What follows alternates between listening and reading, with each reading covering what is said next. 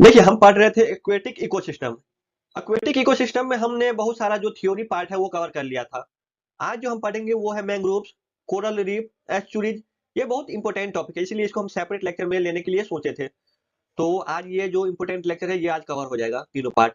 तो सबसे पहले कोरल रीफ क्या होता है। देखिए, कोरल रीफ का आपको सबसे पहले प्रीलिम्स में एक चीज पूछ सकता है कि कोरल रीफ का जो ग्रुप है वो कौन सा ग्रुप है। तो आपको ये याद होना चाहिए, इसका ग्रुप है निडेरिया ग्रुप। उससे भी आगे अगर एग्जामिनर चला जाए तो आपको पूछ सकता है कि एंथोजोआ क्या कोरल रीफ का ग्रुप है। तो यस, निडेरिया ग्रुप का ही पार्ट है एंथोजोआ, सब ग्रुप जिसको बोल सकते हैं। एंथोजोआ का ग्रुप है कोरल रीफ। Coral reef. तो देखिए, सबसे पहले निडेरिया, निडेरिया के बाद हो गया एंथोजोआ। एंथोजोआ का ग्रुप है कोरल रीफ। कोरल रीफ, ये आपको याद होना चाहिए। अब देखिए, ये जो आपको इमेज दिख रहा है, ये इमेज में देखिए, ये जो बहुत ज्यादा कलर में दिख रहा है, बहुत ज्यादा सुंदर स्ट्रक्चर दिख रहा है, यही है बेसिकली कोरल रीफ। ये अलग अलग कलर का हो सकता है। और इसका एक चीज बहुत याद करने की बात है, इसमें इसका जो सराउंडिंग है इसमें ऑक्सीजन लेवल बहुत ज्यादा होता है। ऑक्सीजन लेवल बहुत ज्यादा होने के कारण इसको बोला जाता है रेनफॉल, रेनफॉल फॉरेस्ट। ये आप याद रखिएगा, कोरल रीफ को क्या बोला जाता है, रेनफॉल फॉरेस्ट। क्यों? क्योंकि इसमें ऑक्सीजन का जो लेवल है बहुत ज्यादा हाई है। अब कैसे हाई है ये हम आगे जब देखेंगे तो ये पता चल जाएगा, लेकिन अभी के लिए आप इतना याद रखें कि इसमें ऑक्सीजन का लेवल बहुत ज्यादा होने के साथ इसको क्या बोला जाता है, रेनफॉल फॉरेस्ट। अब देखिए, एक जोन है नेराइटिक जोन। नेराइटिक जोन, नेराइटिक जोन बेसिकली जो ये जो कॉन्टिनेंटल शेल्फ है, आप जब हम ओशियन वाला लेक्चर पढ़ रहे थे फिजिकल मैप में, तो ये देखे थे कि ये वाला जो पार्ट है इसको बोला जाता है कॉन्टिनेंटल शेल्फ, निमग्न तट। इसको बोला जाता है कॉन्टिनेंटल शेल्फ, स्लोप सॉरी, ढाल वाला एरिया। तो इसी रीजन में कोरल रीफ आपको मिल जाएगा। ये रीजन लगभग 200 मीटर के आसपास तक का रीजन है। और अगर आपको फीट में पूछ दिया जाए तो 660 फीट के आसपास आपको मिल जाएगा। जब इतना डेप्थ में आ जाइएगा 200 मीटर डेप्थ में, तो आपको कोरल रीफ कहीं कहीं देखने को मिल सकता है। अब देखिए, ये पार्ट है कॉन्टिनेंटल शेल्फ वाला एरिया में मिल सकता है।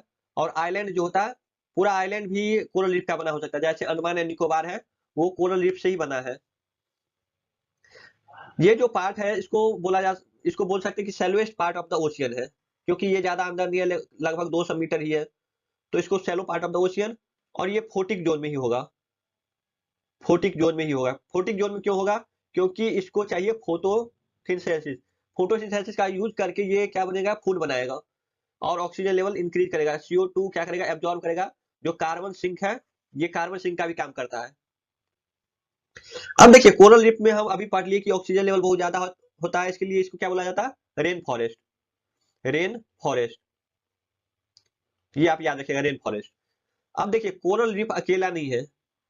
कोरल रीफ में दो जीव है। दो जीव कौन कौन सा है? एक है कोरल पोलिप्स और दूसरा है एल्गी। एल्गी को बोला जाता है जूजेंथले।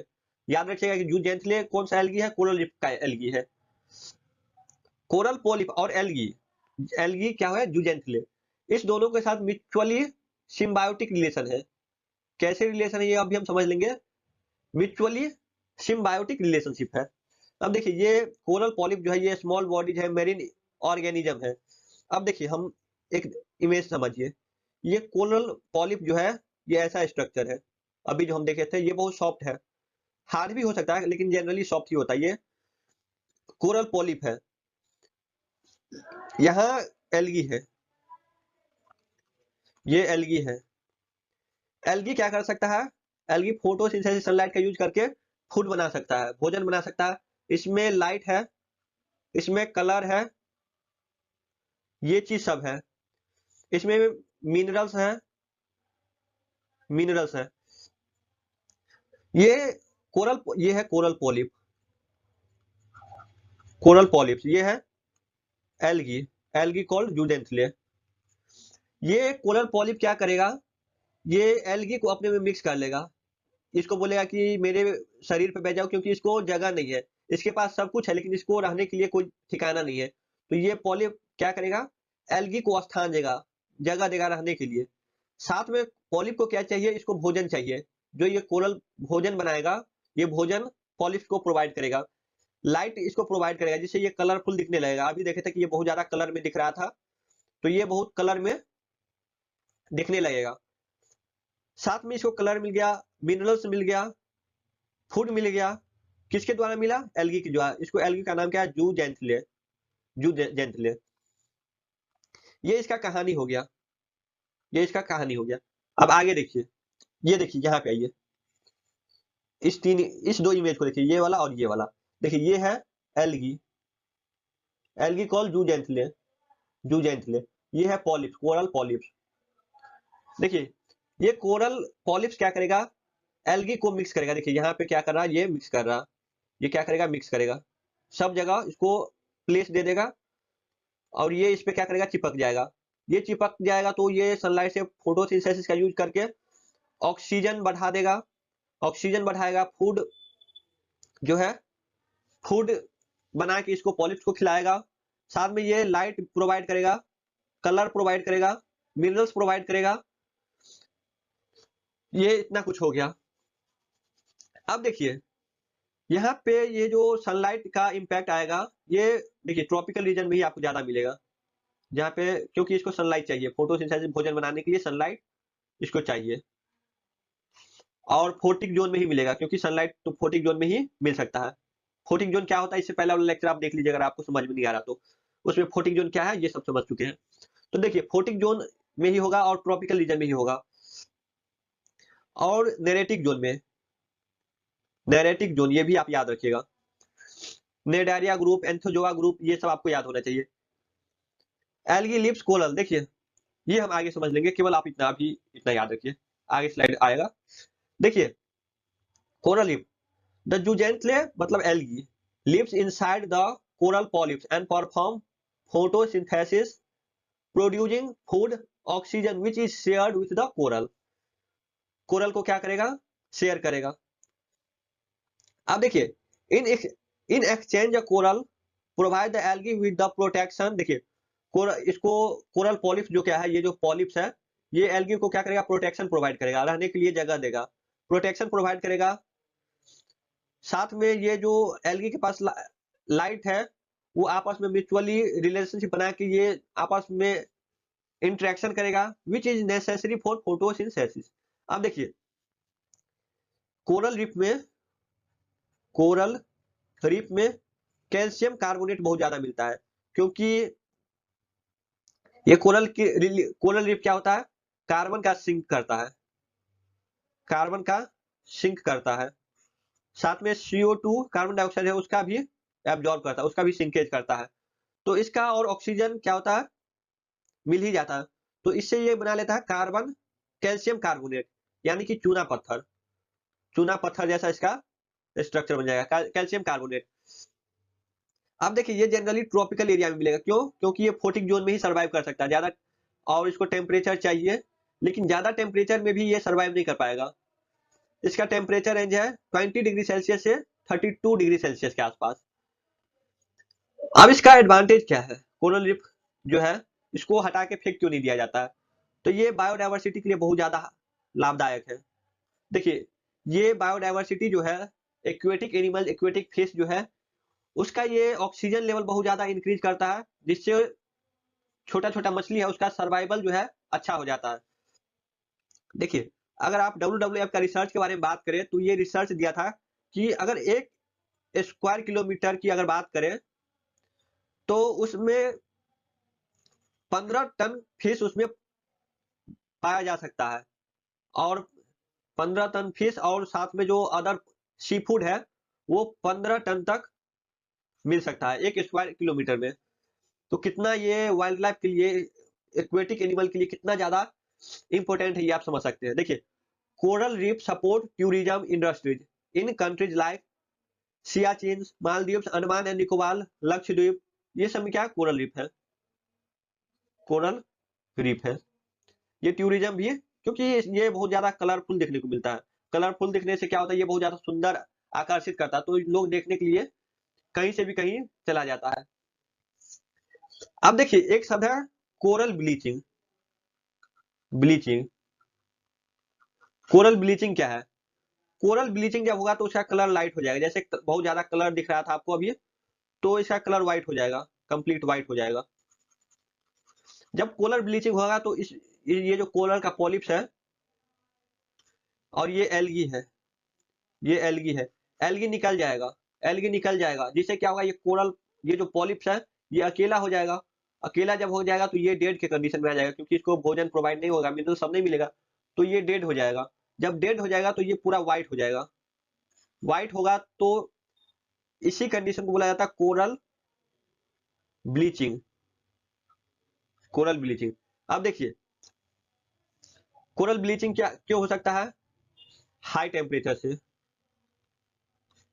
क्योंकि ये ज्यादा हाई टेम्परेचर सर्वाइव नहीं कर पाएगा, टेम्परेचर सेंसिटिव होता है ये कोरल ब्लीचिंग।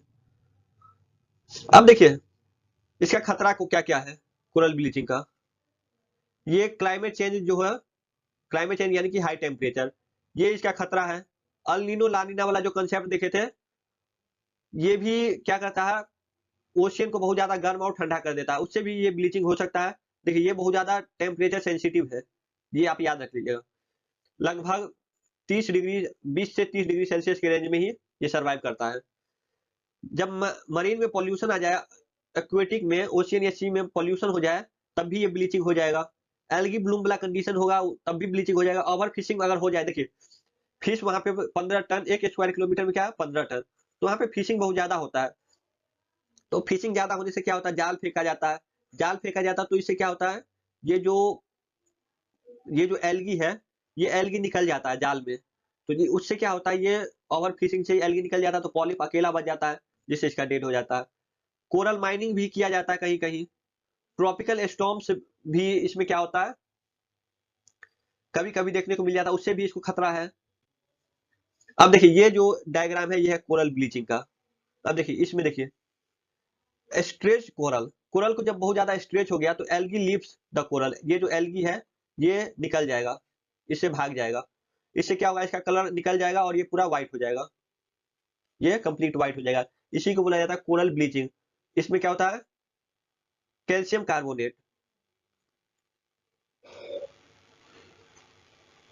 कैल्शियम कार्बोनेट, ये आप याद रखिएगा। अब देखिए अगर आप वर्ल्ड का बात करें तो इनिशिएटिव सब गवर्नमेंट द्वारा चलाया जाता है। एक इनिशिएटिव है इंटरनेशनल कोरल रीफ इनिशिएटिव। ये इनिशिएटिव क्या कहता है, कोरल रीफ को प्रिजर्व करता है, सुरक्षा प्रदान करता है। जितना भी एक्वेटिक इकोसिस्टम है उन सब के बारे में ये सोचता है। ये जो बना था ये 1994 में बना था 8 गवर्नमेंट के द्वारा। 8 गवर्नमेंट में क्या, Australia, France, Japan, Jamaica, Philippines, Sweden, UK और यूएसए। हालांकि अभी जो है वो इंडिया भी इसका पार्ट है इंटरनेशनल कोरल रीफ इनिशिएटिव का, लेकिन ये बाद में बना है, स्टार्टिंग में नहीं था, स्टार्टिंग में नहीं था, स्टार्टिंग में केवल 8 कंट्री है, ये आप याद रखिएगा।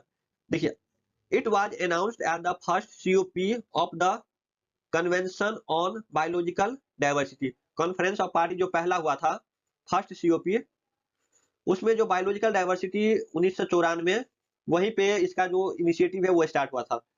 आईसीआर है, देखिए इसमें 111 मेंबर है इंक्लूडिंग 45 कंट्रीज, 45 कंट्रीज के साथ 101 मेंबर अभी है फिलहाल में। अब दूसरा इनिशिएटिव है कोरल ट्रायंगल इनिशिएटिव। इसमें 6 गवर्नमेंट है, Indonesia, Malaysia, Papua New Guinea, Philippines, सोमानिया, सॉरी सोलोमन आइलैंड और तिमोर। उसके बाद है coral reef breakthrough. Breakthrough क्या है, देखिए the international coral reef initiative जो आईसीआरआई भी पढ़े थे इससे पहले, हैज लॉन्च, उसी के द्वारा लॉन्च किया गया coral reef breakthrough in partnership with the global fund of coral reef. किसके द्वारा, global fund of coral reef, ये आप याद रखिएगा, global fund of coral reef. और इनिशिएटिव कौन स्टार्ट किया था, international coral reef initiative, ICRF. अब देखिए कोरल रीफ हमारे इंडिया में कहां कहां मिलता है, तो ये पूरा अंडमान और निकोबार में कोरल रीफ मिलेगा, अंडमान में, निकोबार में पूरा कोरल रीफ से ही बना है। अगर आप लक्षद्वीप में जाइएगा तो वहां भी कोरल रीफ से बना है, लेकिन वो जो रीफ है वो डिफरेंस है। आप इंडिया में अलग कहीं भी जाइएगा तो आपको फ्रिंजिंग रीफ मिलेगा। कौन सा रीफ मिलेगा, फ्रिंजिंग। Fringing reef. लेकिन आप लक्षद्वीप में जाइएगा तो एटोल रीफ मिलेगा, ये आप याद रखिएगा। लक्षद्वीप में कौन सा मिलेगा? एटोल। साथ में देखिए ये जो श्रीलंका का इस रीजन में भी पाया जाता है, जितना जो समुद्र वाला एरिया मिलेगा ना उस रीजन में आपको पाया जाएगा। फिर जो गुजरात का कच्छ वाला रीजन है वहां मिलेगा, मुंबई मुंबई में मिलेगा, गोवा में मिलेगा, इस रीजन में मिलेगा। आप एक काम कीजिएगा, गूगल पे जाइएगा और आप 2-4 गो मैप देखिएगा, 2-4 मैप देखिएगा कि कहाँ पे इसका लोकेशन है, लोकेशन इसको देखिएगा। आप देखिए मैंग्रोव इकोसिस्टम, मैंग्रोव बेसिकली क्या होता है, देखिए ये हो गया समुद्र या ओशियन, और इधर है फॉरेस्ट, फॉरेस्ट या कोई अलग रिवर जो फ्रेश वाटर है, इस तरह का है। तो यहाँ पे इस रीजन में क्या होगा, मैंग्रोव का ट्रीज आ जाएगा, मैंग्रोव ट्रीज हो जाएगा, मैंग्रोव फॉरेस्ट यहाँ पे बन जाएगा। ये फॉरेस्ट है, मैंग्रोव फॉरेस्ट। देखिए mangroves are salt tolerant trees. Salt tolerant कैसे होगा, समुद्र में क्या है, सलाइन वाटर है, सलाइन वाटर है, इसी वाटर से इसमें मैंग्रोव फॉरेस्ट में क्या होगा, वाटर जाएगा। ये वाटर क्या जा रहा है, साल्ट में जा रहा है। जब साल्ट जाएगा तो साल्ट टॉलरेंट तो होगा ही। साल्ट टॉलरेंट होने के कारण इसको क्या बोला जाता है, हेलोफाइट्स। हेलो हेलोफाइट्स, ये आप याद रखिएगा सब, हेलोफाइट्स। ये किससे रिलेटेड है, मैंग्रोव से। मैंग्रोव को क्या बोला जाता है, हेलोफाइट्स। देखिए इसका जो लिप्स है, पत्ती है, बहुत ज्यादा मोटी है, बहुत ज्यादा मोटी है, और उसमें साल्ट का कॉन्सेंट्रेशन बहुत ज्यादा है। और ये जो लिप्स है ये इवोपरेशन से कैपिलरी एक्शन प्रोवाइड करता है। ये जो देखिए ये लिप्स है, ये ये लिप्स है, इसमें बहुत ज्यादा साल्ट है, देखिए इसमें बहुत ज्यादा क्या है, साल्ट है। और जब ये इवोपरेशन का काम करेगा, जब ये वाष्पीकरण होगा तो ये कैपिलरी एक्शन होगा। कैपिलरी एक्शन, कैपिलरी एक्शन क्या होता है, ये क्या करेगा, फ्रेश वाटर को एटमॉस्फेयर में भेज देगा, जिससे रेनफॉल होगा तो उसके साथ निकल जाएगा। और ये जो साल्ट है ये पत्ती पे ऊपर ऊपर चिपक जाएगा। यहाँ पे साल्ट देखने को, बहुत ज्यादा मात्रा में साल्ट इस पत्ती पे देखने को मिलेगा। इसी साल्ट का जो कंटेंट है तो इसको बोला जाता है साल्ट सिक्रेटिंग ग्लैंड्स। ये जो साल्ट पे जो नमक, ये जो लीव्स पे जो पत्ती पे जो नमक पड़ता है उसको साल्ट सिक्रेटिंग ग्लैंड्स बोला जाता है। Some blocks absorbs of salt like their roots itself. देखिए कहीं कहीं ये जो रूट्स है ये क्या होता है, पानी से ही निकलता है, तो रूट्स में भी क्या होता है, साल्ट ही मिक्स होता है। अब देखिए ये है मैंग्रोव्स का फॉरेस्ट, देखिए इसका रूट्स देखिए कैसा है, ये पूरा ओशियन में ही है, ये देखिए ओशियन में ही है। लेकिन ये पानी इस पत्ती पे भी पानी जाएगा तो कैसे जाएगा, ये साल्ट इसमें मिक्स होगा। जब इवोपरेशन होगा तो फ्रेश वाटर इसको एटमॉस्फेयर में भेज देगा और साल्ट इसके ऊपर पहुंच जाएगा। अब देखिए मैंग्रोव फॉरेस्ट का कुछ कुछ जो स्पेसिफिकेशन है वो देखिए। ये जो फॉरेस्ट है ये एवरग्रीन फॉरेस्ट है, और ट्रॉपिकल और सब ट्रॉपिकल रीजन में आपको देखने को मिलेगा।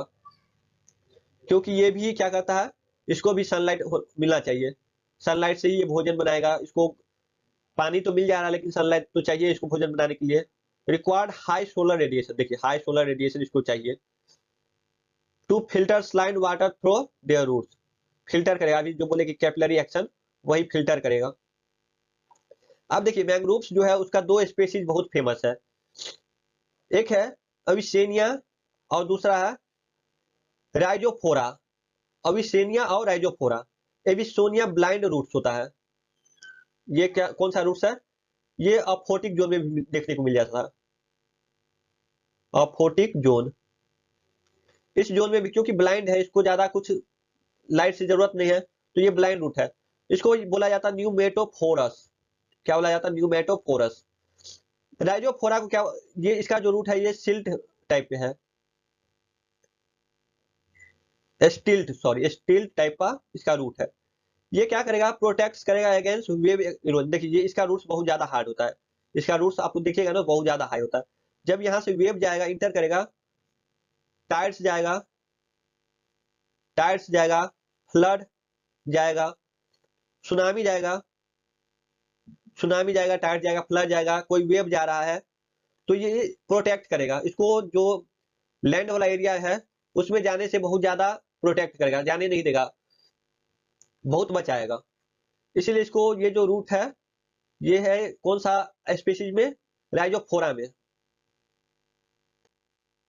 अब देखिए मैंग्रोव जो है ये कॉम्प्लेक्स रूट सिस्टम है, अभी देखे थे इसका रूट क्या कॉम्प्लेक्स है, ऐसे ऐसे है।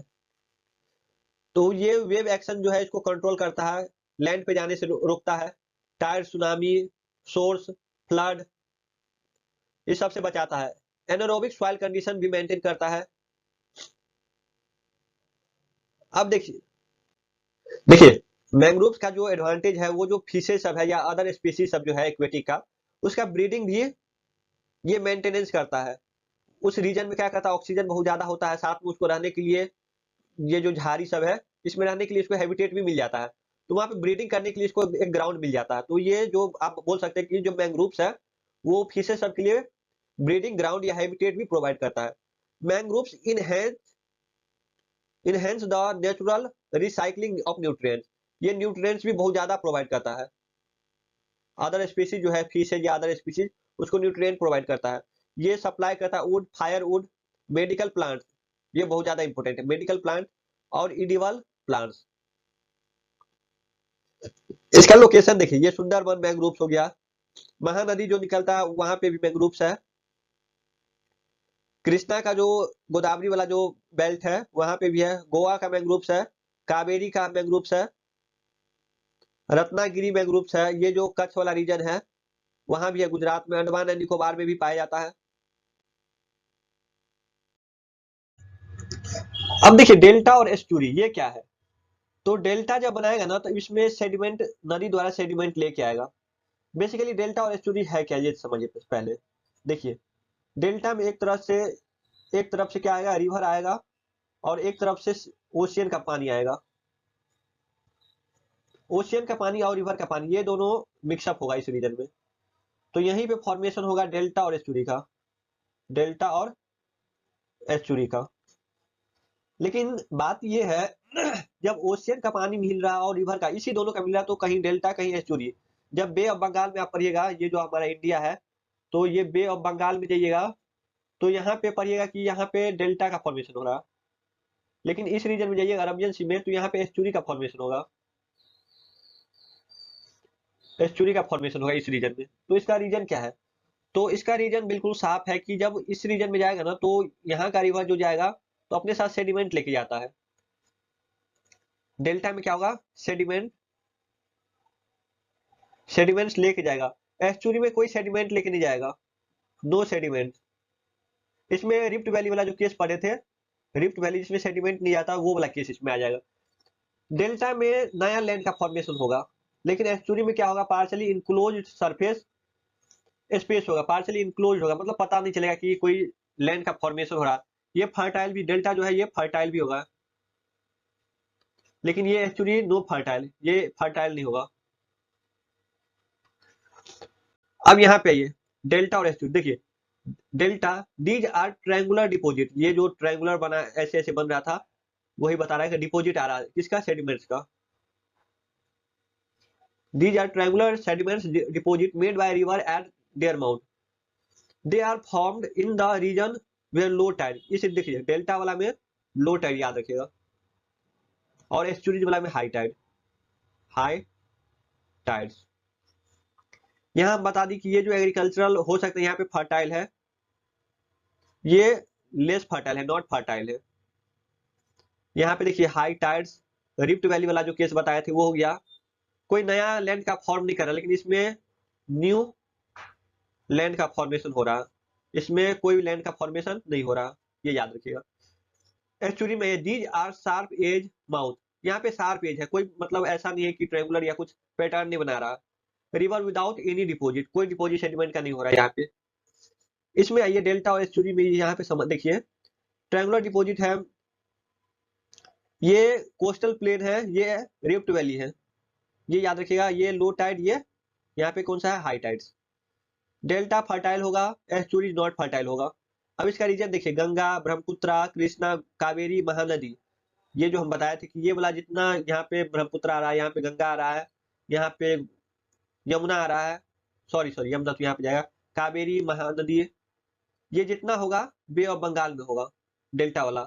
लेकिन जब एस्चुरी की बात कीजिएगा तो ये अरबियन सागर, क्योंकि यहाँ पे सेडिमेंट नहीं जाता है, बिल्कुल ये हार्ड है, ये हार्ड है। तो देखिए नर्मदा तापी रिवर ये कौन सा में आएगा, एस्चुरी में आएगा। यहाँ पे इसका क्वेश्चन देखिए, नर्मदा यहाँ से जो बहेगा, जब आप गंगा में जाइएगा तो यहाँ पे देखिएगा गंगा ब्रह्मपुत्रा, तो यहाँ पे हुगली एस्चुरी है, गोदावरी डेल्टा है, कृष्णा डेल्टा है, महानदी डेल्टा है, तो ये सब याद रखिएगा।